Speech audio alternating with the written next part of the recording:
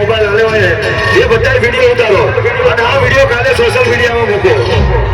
જેને હડક મૈયે મોબાઈલ આપ્યો હોય એ બધા ભાઈઓ વિડીયો ઉતારો. જેને હડક મૈયે વિડીયો ફોન આપ્યો હોય એ બધા વિડીયો ઉતારતો ભાઈ.